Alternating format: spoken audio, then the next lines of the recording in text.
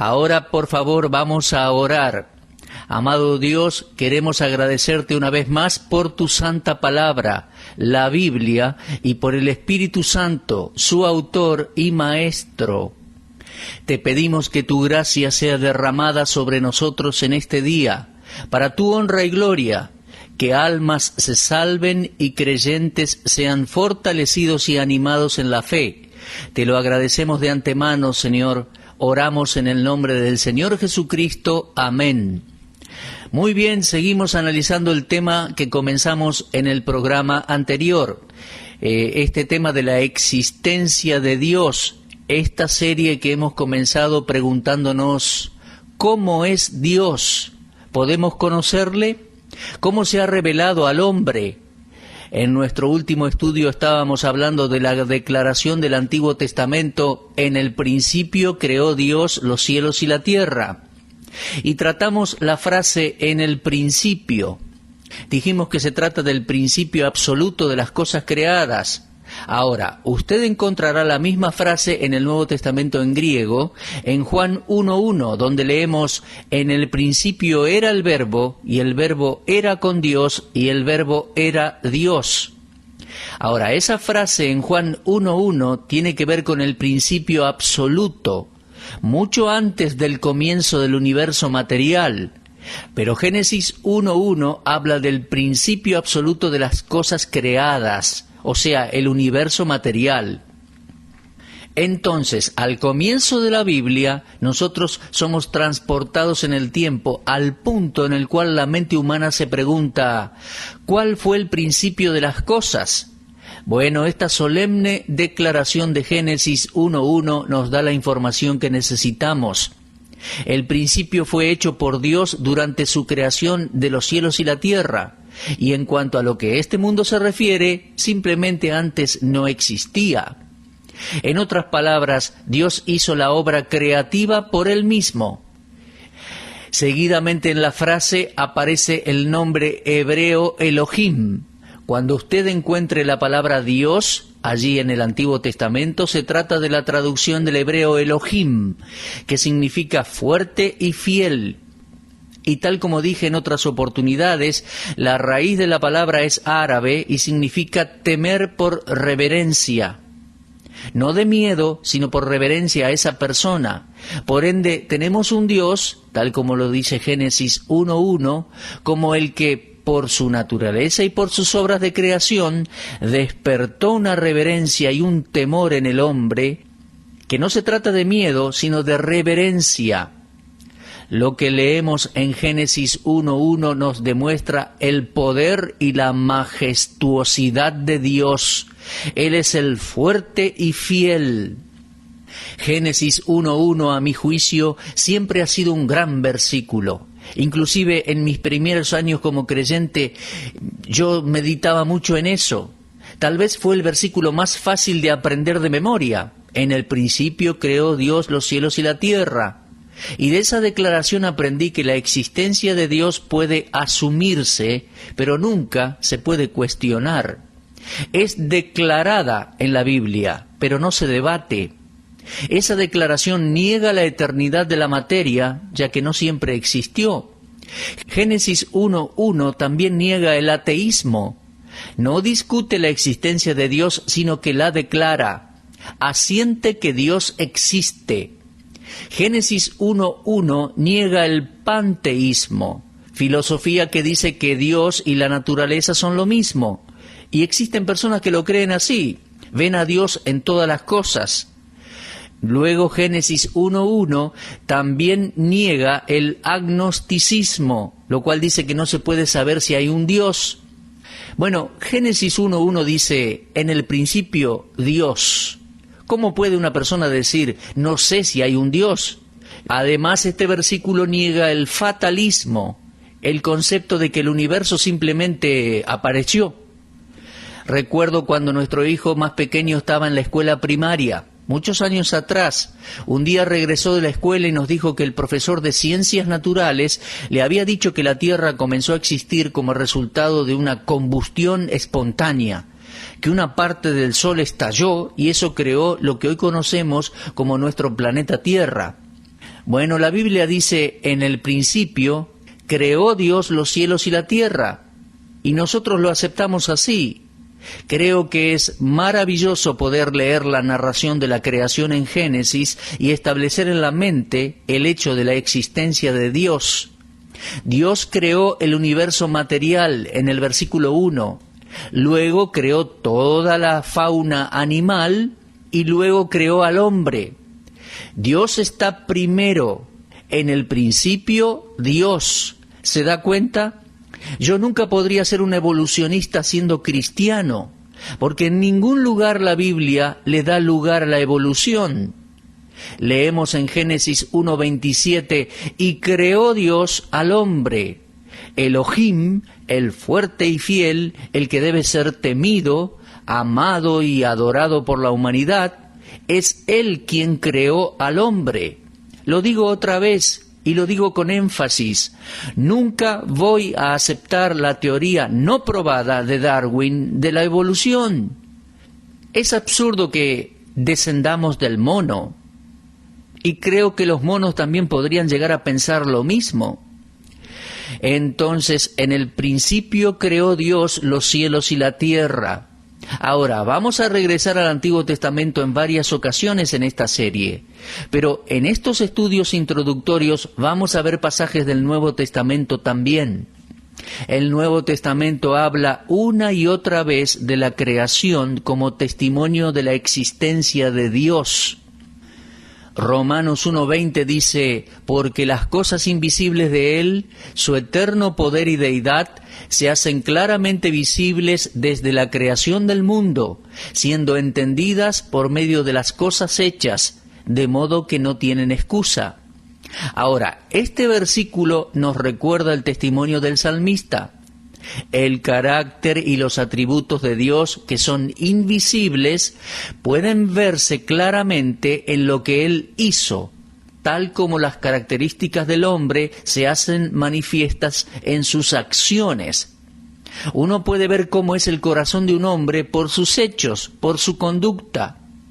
De la misma manera uno puede ver el testimonio de Dios en lo creado, en lo que Él produjo. Ahora, esta es una pregunta que muchos se hacen. ¿Podemos ver lo invisible? Bueno, en cierto sentido, sí, creo que sí. Si bien no podemos ver la naturaleza y el carácter del corazón de un individuo, podemos saber algo de esa persona al observar sus acciones y sus palabras. Si esto es verdad, y lo es, el Dios invisible puede verse en las manifestaciones de su poder y de su sabiduría. La creación es el poema de Dios, escrito a un compás que manifiesta claramente la eternidad y omnipotencia de la deidad.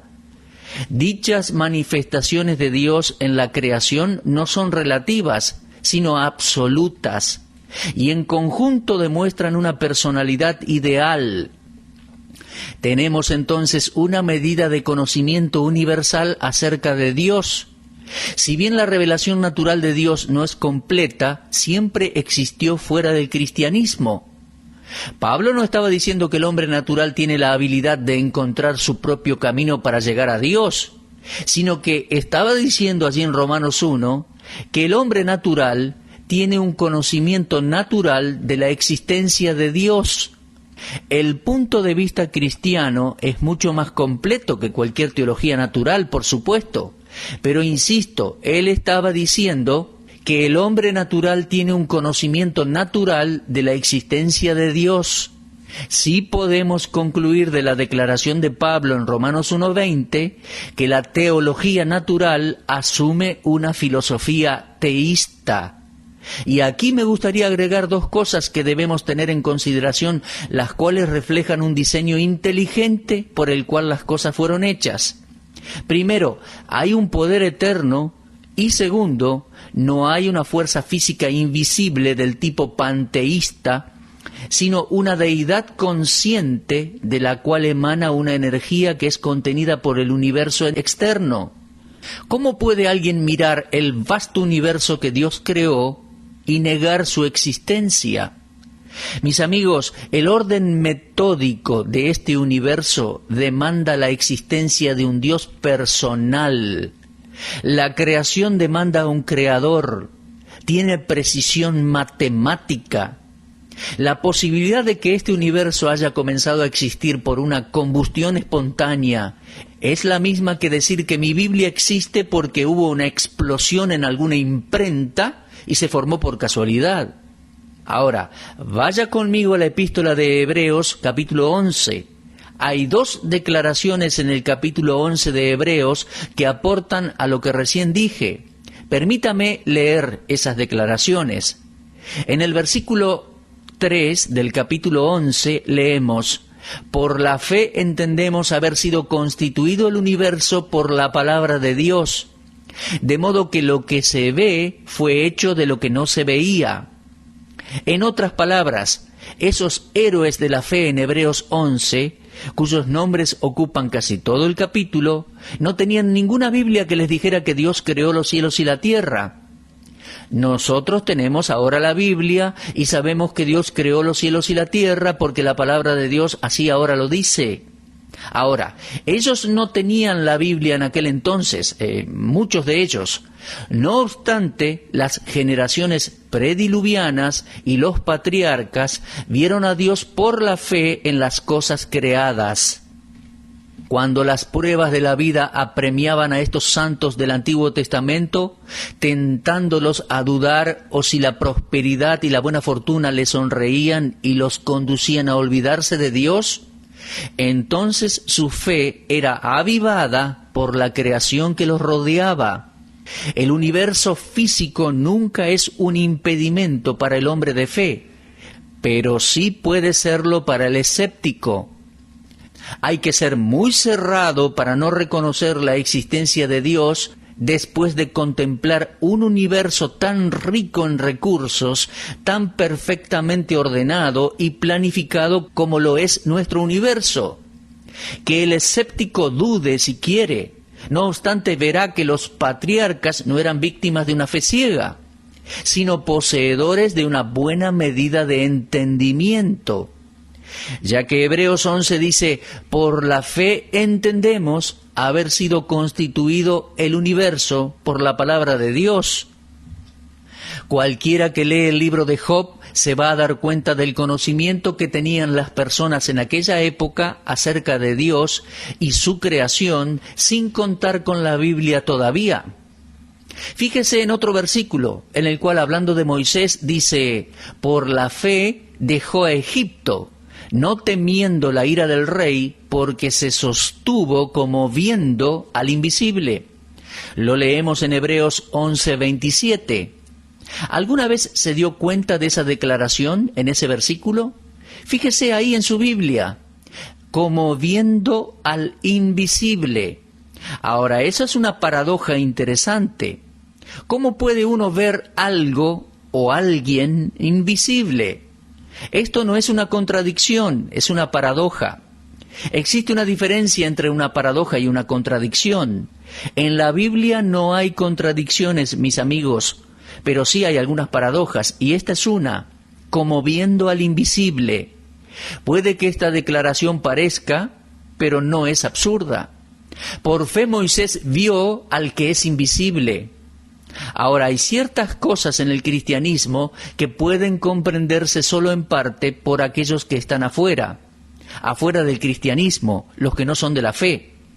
Y después están esas cosas que, y creo que hay muchas, que no pueden ser comprendidas hasta que uno se convierte al Señor, hasta que nace de nuevo. Ahora, he aquí una bendita realidad que millones consideran una bendición, y a la vez muchas personas la ven como algo absurdo. Se trata de la existencia de Dios. Moisés no es el único hombre que se sostuvo como viendo al invisible. En cada aspecto de la creación que el ojo de la fe puede ver, ve lo que los escépticos nunca pueden ver. Ve a Dios. Hemos atravesado un período de tiempo muy extraño aquí donde yo vivo. Creo que fue el mes pasado. Los habitantes fueron testigos de una lluvia como nunca antes habían visto. De hecho, quedó en los registros como la precipitación de mayor magnitud en la historia de la zona. Y de la manera que yo lo veo, es la mano de Dios. Si bien la lluvia causó algunos daños, era esencial, se necesitaba. Y yo veo la mano de Dios en todo el asunto. Veo la mano de Dios al ver un hermoso arco iris, por ejemplo. Me gustaría creer que este versículo nos dice que Moisés fue animado, por decirlo así, para dejar Egipto, porque él creía que había un Dios que creó el universo y que lo cuidaba a él. Bueno, eso es lo que yo creo, que el universo fue creado por el mismo Dios que me ama y que entregó a su Hijo Jesucristo para que muriera por mí. Entonces tenemos en el Nuevo Testamento evidencias definitivas de la existencia de Dios. Podemos ver al que es invisible.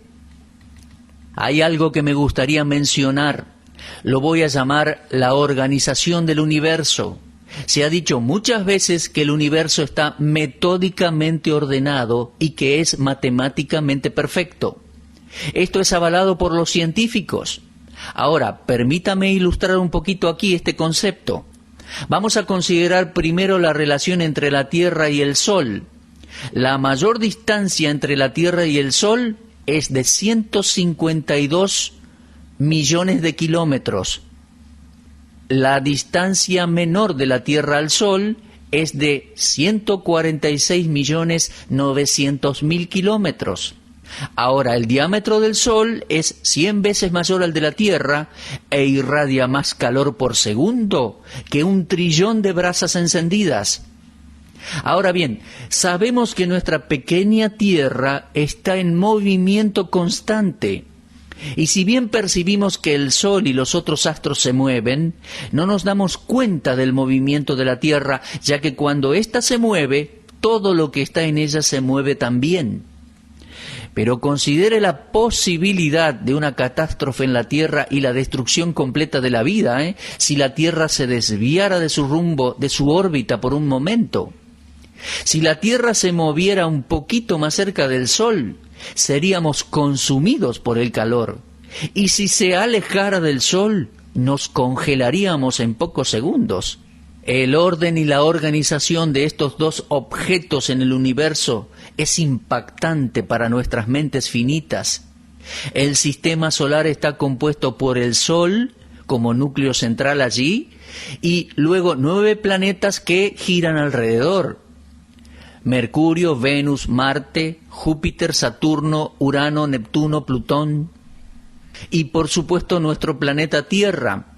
Ahora, todos estos planetas están acompañados de muchas lunas, además de miles de pequeños planetas llamados planetoides y también cometas y meteoros.